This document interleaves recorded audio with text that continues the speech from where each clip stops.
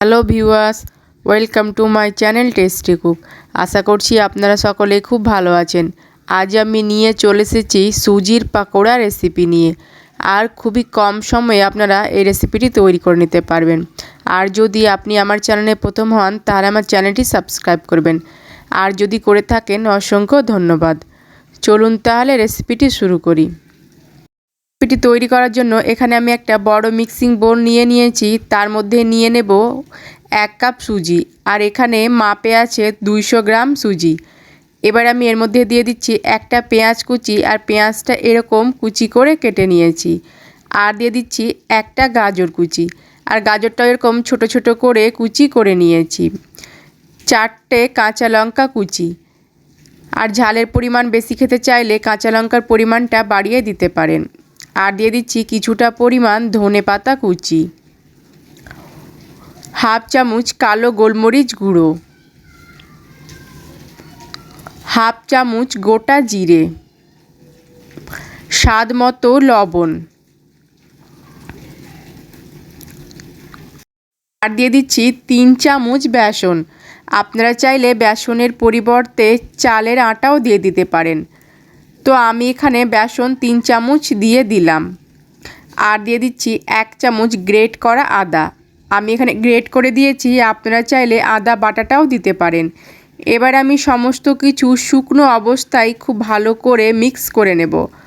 তো প্রথমে খুব ভালো করে শুকনো অবস্থায় মিশিয়ে নিয়ে তারপর জল দিয়ে একটা ব্যাটার তৈরি করে নেব। আর ব্যাটারটা কিন্তু পাকোড়ার জন্য যেরকম ব্যাটার তৈরি হয় ঘন, সেই মতো ব্যাটার তৈরি করব। আমি এখানে জল নিয়েছি। এবার অল্প অল্প জল দিয়ে আমি ব্যাটারটা তৈরি করে নিচ্ছি। আর একবারে জল দিতে দেবেন না, এতে করে ব্যাটারটা পাতলা হয়ে যেতে পারে। তাই অল্প অল্প পরিমাণ জল দিয়ে ব্যাটারটা তৈরি করে নেব। তো ব্যাটারটা আমি তৈরি করে নিয়েছি। আর ব্যাটারটা দেখে কিন্তু এখন পাতলা মনে হচ্ছে। 10 মিনিটের জন্য আমি রেস্টে রেখে দেব, যেহেতু এর মধ্যে সুজি আছে। সুজিটা অনেকটাই ফুলে যাবে আর ব্যাটারটা অনেকটা ঘন হয়ে যাবে। তো আমি 10 থেকে 15 মিনিটের জন্য ব্যাটারটাকে ঢেকে দিলাম।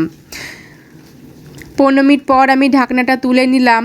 আর দেখতে পাচ্ছেন যে সুজিটা কিন্তু ফুলে গেছে আর পাকোড়ার ব্যাটারটা অনেকটাই ঘন হয়ে গেছে। তো পাকোড়ার জন্য আমার এই মিশ্রণটা কিন্তু একদম পুরোপুরিভাবে তৈরি হয়ে গেছে। আমি পাকোড়া ভাজার জন্য গ্যাসে একটা কড়াই বসিয়ে দিয়ে দিলাম পরিমাণ মতো তেল। তেলটাকে প্রথমে খুব ভালো করে গরম করে নেব।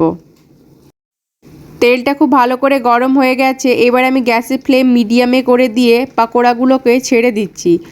আর আমি এভাবে হাত দিয়ে পাকোড়াগুলো ছেড়ে দিচ্ছি। আর আপনারা আপনাদের পছন্দ মতো শেপ দিয়ে পাকোড়াগুলো তৈরি করে নিতে পারেন গোল গোল করে। তবে পাকোড়াগুলো ওপর থেকে একটু অমসৃণ তৈরি হলে আমার মনে হয় খেতে খুব ভালো লাগে। তাই এভাবে আমি পাকোড়াগুলোকে হাত দিয়েই ছেড়ে দিচ্ছি। আর গ্যাসের ফ্লেমটা মিডিয়ামে করে রাখবেন, নাহলে পরে যেগুলো আগে দেবেন সেগুলো লাল হয়ে যাবে আর ভালো করে ভাজা হবে না। তাই গ্যাসের ফ্লেমটা মিডিয়ামে করে পাকোড়াগুলোকে ছেড়ে দিলাম। তো নিচের সাইডটা একটু হয়ে গেছে। এবার আমি পাকোড়াগুলোকে নাড়াচাড়া করে গোল্ডেন ব্রাউন করে ভেজে নেব। আর এই পাকোড়াটা ওপর থেকে কিন্তু খুবই ক্রিস্পি তৈরি হয়। বাড়িতে অবশ্যই একবার হলেও ট্রাই করে দেখবেন, সকলে কিন্তু খুব পছন্দ করবে। রেসিপিটি যদি আপনাদের ভালো লাগে তাহলে অবশ্যই একটা লাইক করবেন আর কমেন্ট করে আমাকে জানাবেন। আর যতটা পারবেন ফ্রেন্ড অ্যান্ড ফ্যামিলির সঙ্গে শেয়ার করে দেবেন।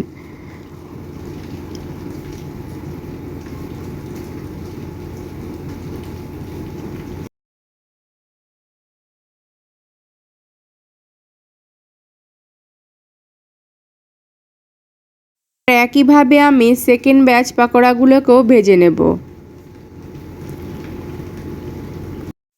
সেকেন্ড ব্যাচ পাকোড়াগুলো ভাজা হয়ে গেছে। এবার আমি তেল ঝরিয়ে তুলে নিচ্ছি। সবগুলো পাকোড়াই আমার ভাজা হয়ে গেছে। আর আওয়াজে বুঝতে পারছেন যে কতটা ক্রিস্পি তৈরি হয়েছে। সকলে ভালো থাকবেন, সুস্থ থাকবেন। ধন্যবাদ।